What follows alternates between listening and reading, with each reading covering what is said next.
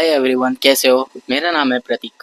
मैं ये वीडियो बनाना नहीं चाहता था, बट कहीं पे इस वीडियो की रिक्वायरमेंट हो गई मेरे लिए। इस वीडियो का मेन एम है कि मैं अपना मेमोरीज क्रिएट करना चाहता हूँ। I just want to see the struggling और the things that is happening with me in future. मैं अभी ये वीडियो सेल्फ इम्प्रूवमेंट पे बेसिकली नहीं बना रहा हूँ। एक्सप्लेन करना चाहता हूँ कि परसों मेरे साथ क्या हुआ। परसों को मेरा एग्ज़ाम था, जिसे मैं रीसेशनल एग्ज़ाम बोलना चाहूँगा। और वो रीसेशनल इसलिए क्योंकि जो पहले एग्ज़ाम हुआ था, first sessional, second sessional exam. I am a bachelor student, I studied in Bangalore RGHS university, और बी फार्मा स्टूडेंट हूँ। I am in the third year. So मेरी प्रॉब्लम ये है कि still I am in the fifth semester, and fifth semester में first sessional examination हुआ था, फिर सेकंड सेशनल एग्जामिनेशन हुआ। तो फर्स्ट सेशनल में मैंने मेरी पूरी फीस कंप्लीट नहीं की थी, पेंडिंग थी, और इसलिए मुझे एग्ज़ाम देने नहीं दिया गया था। ऑलमोस्ट सभी बच्चों को एग्ज़ाम देने दिया गया था, जस्ट मैं जो था, मुझे एग्ज़ाम नहीं देने दिया गया था, जस्ट बिकॉज फ़ीस के लिए। और मैंने वहाँ पे बहुत टाइम बोला था कि सर मैं पे कर दूंगा, ये चीज़ें हैं, एग्ज़ाम से, क्योंकि फ़ीस तो हम बाद में दे देंगे, ऐसे करके। But I am ready to pay the fee right now, लेकिन they are not able to give my marks. जो मेरी स्ट्रगल, मेरी मेहनत जो गई, उसे वो रिटर्न नहीं कर सकते, राइट?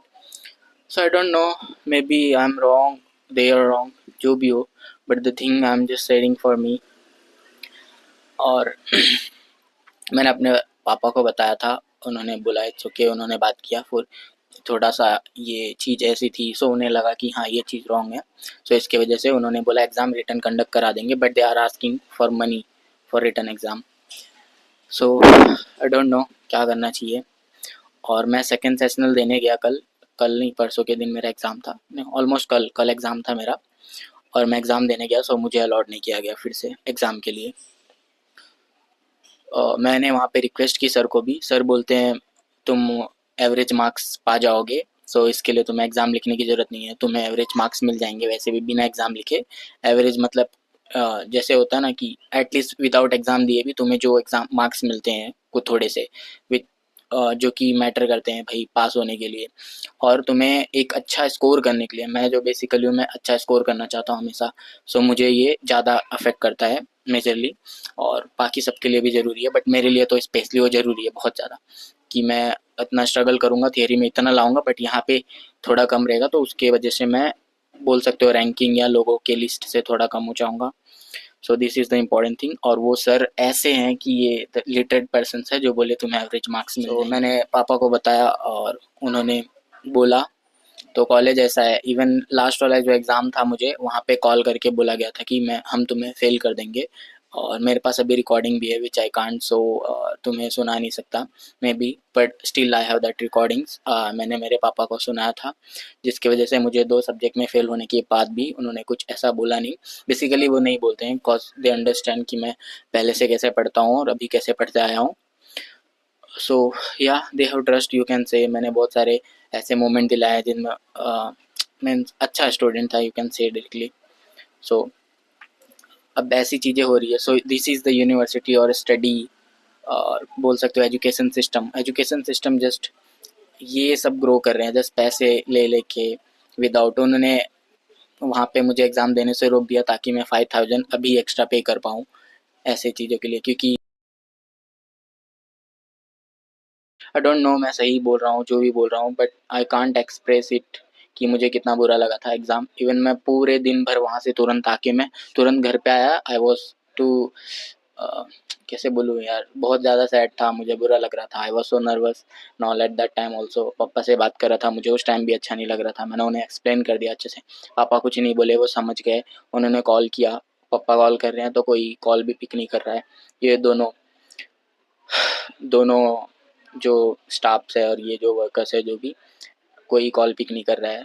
और मेरे जाने के बाद, जब मैं वहाँ पे था, पापा 1 दिन पहले से कर रहे थे, उन्होंने पिक नहीं किया। मेरे जाने के बाद बोल रहे हैं मुझे पता है तुम्हारे पापा का कॉल आ रहा था, पर वही बोलेंगे कि आगे फीस दूंगा इसकी वजह से, तो इसके वजह से उन्होंने पिक नहीं किया। तो फिर ये सब चीज़ें हैं। और मुझे बोलते हैं कि तुम, अगर मैं सपोज़, ठीक है, मैं फीस अगर मैं भर के एग्ज़ाम देता हूँ, तो मेरे जो पुराने मार्क्स थे वो क्या रिटर्न दे देंगे, ये रिटर्न आ जाएगा वो टाइम का स्ट्रगल का जो बच्चा पढ़ के गया था। इवन आपको मैंने पहले बताया था कि जैसे कि मेरे आँखों में स्टाई हुई है देखो, और ये अभी तो काफ़ी ठीक हो गई है क्योंकि मैंने एंटीबायोटिक्स और ये चीज़ें आई ड्रॉप्स डाली थी और उसके वजह से थोड़ी एकदम अच्छी खासी हो गई है। अभी तो बहुत ही ज़्यादा नॉर्मल है, बट उससे पहले बहुत दुख रहा था। कल एग्ज़ाम है मेरा सपोज़, तो आज के दिन इतना गंदा दुख रहा था कि मैं पेरेंट्स को बता के बोल रहा था कि क्या करूँ, से दुख रहा है, मेरा एग्ज़ाम भी है ऐसे वैसे, बहुत ही ज़्यादा दुख रहा था। उसके बाद भी मैंने स्टडीज़ करके, मैं जो टॉपिक्स दिए थे मैंने सर से पूछ के कि एग्ज़ाम्स में कितने यूनिट्स कवर करने हैं, कितने आने वाले हैं, मैंने कवर करके